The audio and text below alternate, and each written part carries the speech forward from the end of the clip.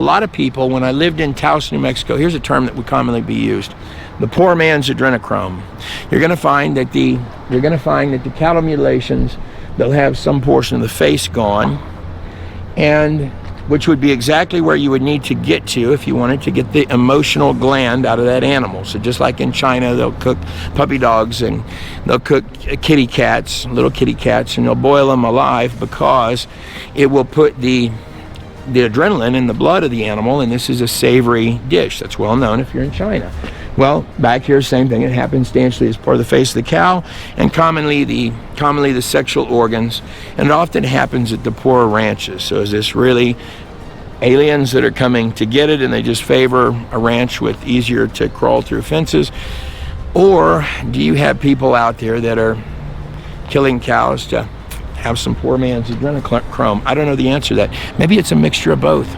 So I can't speak for exactly what cattle mutilations are, but when I lived in Taos, New Mexico, and this is many years ago at this point, it was believed that these were involved in occult. So it would be stated on all sorts of broadcasts that this was done by aliens, and that there might be something supernatural there. In fact, there kind of is, but the local belief, at least in the people that I knew, was that it had tie-ins with the occult. And in fact, I remember people would state that they were out there getting intoxicated or high on the cows. And at that time, it didn't really, like, how would that even make sense? How would you get high on or intoxicated off of a cow? I mean, you fast forward to today, and my wife worked as a teacher in China, and one of the things that in China is really big is they will cook the animal with the blood inside of the animal. They'll even boil animals. So some of them, well, it's an exquisite dish because it'll give one kind of a buzz.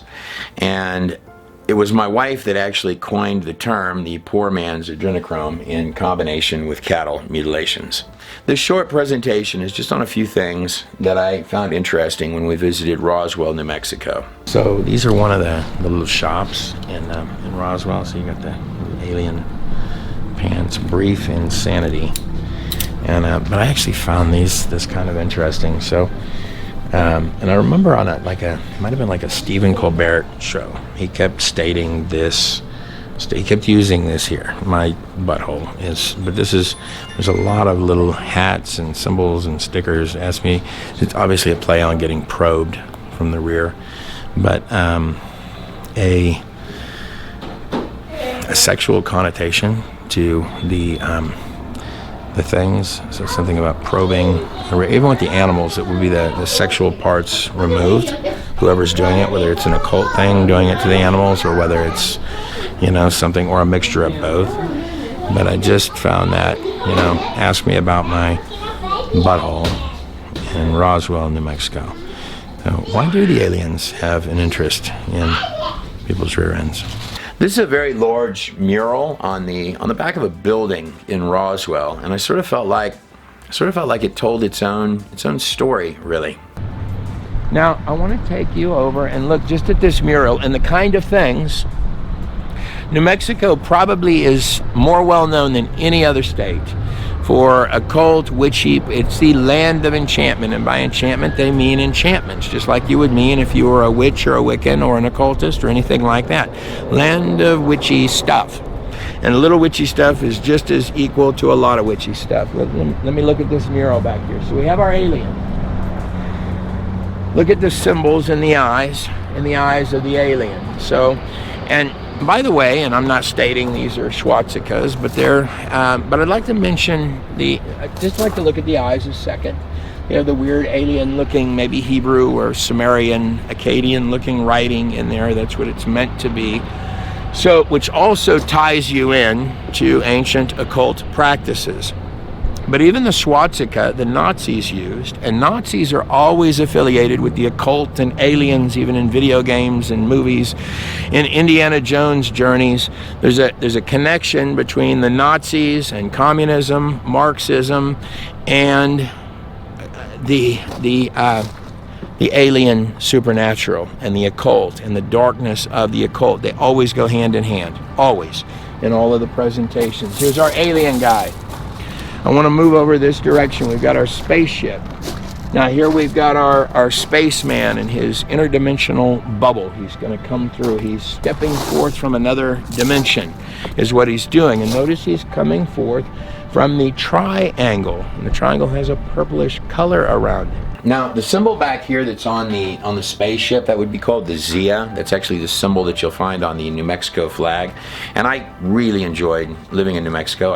I love New Mexico, but it is a place that's got, when they say the land of enchantment, they really mean that. It's got a lot of undertones of occultism, and in the places that I live, particularly up there in Taos, everything is a little witchy shop, a little rock shop, and very sweet people in there. And in fact, in Roswell, most of the alien shops are actually little occult shops with an alien theme, is what they are. The Zia it represents one of the Indian tribes. The Zia symbol, it's a sun symbol, is what the Zia seen right there is. Now, isn't this interesting as we come over here? We've got a McDonald's somehow in the middle of the alien stuff. What does McDonald's possibly have to do with an alien image like this? But they're right there. McDonald's is right there in the futuristic looking sci-fi world. We got a McDonald's popping up as if, you know, there used to be, when you drove into towns, you'd recognize the steeple of churches, and you would recognize the city civic centers. These would be the two symbols of a town. But a symbol of a town quickly became the golden arches, the McDonald's. I just find it interesting that's in there. Here we have a depiction of Saturn, or Satan, the sixth planet. This would tie back in again to your Sumerian, Akkadian stuff, where the Enki would be the sixth planet, or Saturn, or Satan. We're going to move down. We've got the eyes right here, the big eyes. Now I want to just back us up some and look what's in the middle of all of this. Look what's in the middle of all this. You've got between the two eyes and our spaceship above. And notice that our spaceship above is coming down to grab the cow. So there's some portion of this dealing with cattle mutilations, and they're coming to get the cow. Or is the cow also a symbol of that you're being herded? Just like you're being herded into the McDonald's, where it might not have. McDonald's is really the ultimate fight for who can serve the worst possible hamburger in the world, is it not? I mean, we all know that that's what it is. But that's what a McDonald's represents. You know it's a horrible hamburger, but yet still it's always packed with a line. Here's the cow back there. Here's the cow back there. Is it representing that you're being herded like cattle? Now, there's a lot of talk about cattle mutilations in these areas, and I would often notice it was generally the poorer ranches that would have these cattle mutilations. And there are different arguments there, that there's something supernatural coming and grabbing the cows. There's also those that believe there's a tie-in with the occult. A lot of people, when I lived in Taos, New Mexico, here's a term that would commonly be used: the poor man's adrenochrome. You're going to find that the cattle mutilations, they'll have some portion of the face gone, and which would be exactly where you would need to get to if you wanted to get the emotional gland out of that animal. So just like in China, they'll cook puppy dogs and they'll cook kitty cats, little kitty cats, and they'll boil them alive because it will put the adrenaline in the blood of the animal, and this is a savory dish that's well known if you're in China. Well, back here, same thing. It happens substantially as part of the face of the cow, and commonly the sexual organs, and it often happens at the poorer ranches. So is this really aliens that are coming to get it, and they just favor a ranch with easier to crawl through fences? Or do you have people out there that are killing cows to have some poor man's adrenochrome? I don't know the answer to that. Maybe it's a mixture of both. Maybe you have a demonic thing behind the scenes that just craves blood, and you have people that also like it too. I don't know. I lay those kind of things in your hands. I just know that in China, that's a savory dish, would be an emotional animal, and you want the adrenaline in the blood. I'm going to stop there with that. We're going to move to the next element of this. Notice that you've got the crystals. You've got the phases of the moon. These are commonly, first of all, the Lord made all things on this planet, this place that we're on, I'll just call it the earth, the way it's defined in the Bible. The Lord made all the things here, but your crystals and even the properties of these things are commonly taken and used by the occult for their purposes. And the phases of the moon. Here's the eye right here. Now, as we move a little further, we've got this observatory. Now, the Vatican has an observatory where they have a telescope that they strangely call Lucifer. What are they watching for through that large telescope they have? And it's on Mount Graham. Mount Graham is, the Indians there will argue that there's an entity that lives in that area. So there was disputes between the Catholic Church and the Vatican, putting in their big Lucifer telescope. And they'll claim that's an acronym for it, but I lay that in your hands. Why would you call a telescope Lucifer? What are you looking for up there in the stars, up there in the heavens above? But the Indians believe that there is an entity that lives on that mountain. So why would you want that specific property?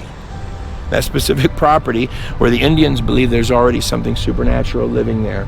This brings us to our next element. This is called the Cocopelli. In New Mexico, you're very familiar with it. It's all over the place.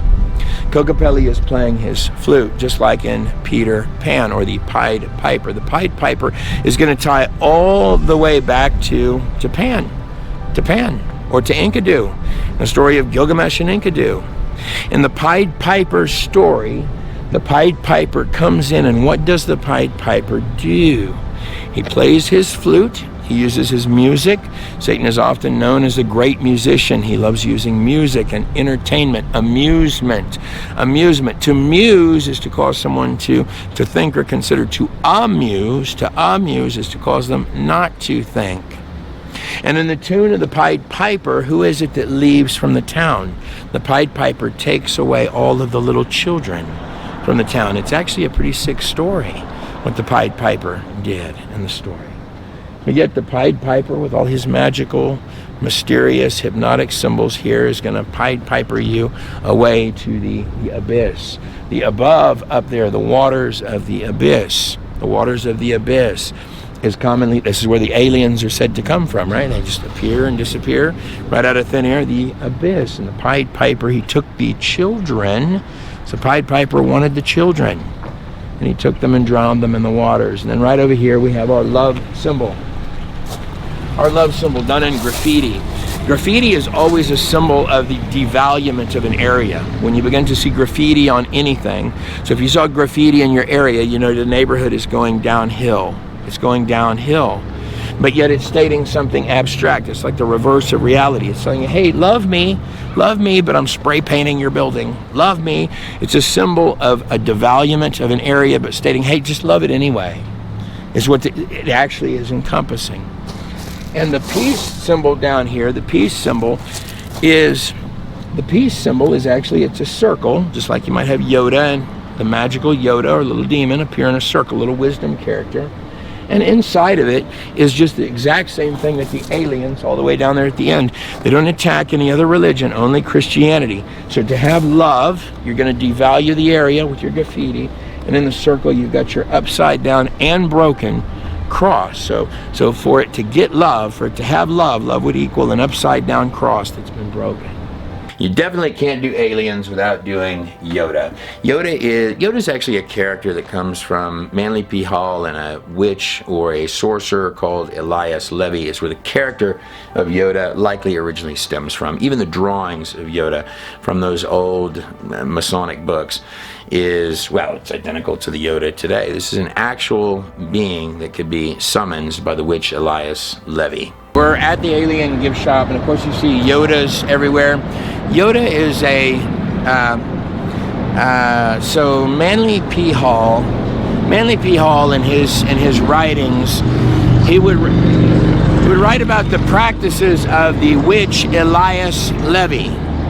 And Yoda, which is used in the Star Wars movies, so you would draw the magic circle or the magic pentagram, do the ritual, and the Yoda, or the guide, the little demon, the word demon means knowledge or wisdom. They're little wisdom characters.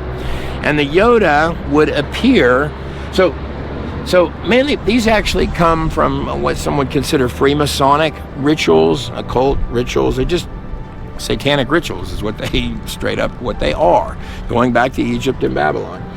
And Yoda, a little green character guy like this, or the Yoda character, little demon character, would appear in the pentagram or the magic circle. I mean, it's a Yoda in one of the shops. This was just a short walkthrough of some of the presentations that I did in Roswell, New Mexico. I hope that you enjoyed it. It's actually part of a larger, will become part of a larger film that we're doing on putting together on Roswell. We also, over at godinanutshell.com, I have a two-hour film, a little over 2-hour film on hauntings. And hauntings and UFOs, they really go hand in hand. In fact, I've commonly made the case or the argument that the same people that talk through Ouija boards are these same people that talk through Yodas and UFOs. I'm Trey Smith of God in a Nutshell. God bless every last one of you and your families on the other side of the screen.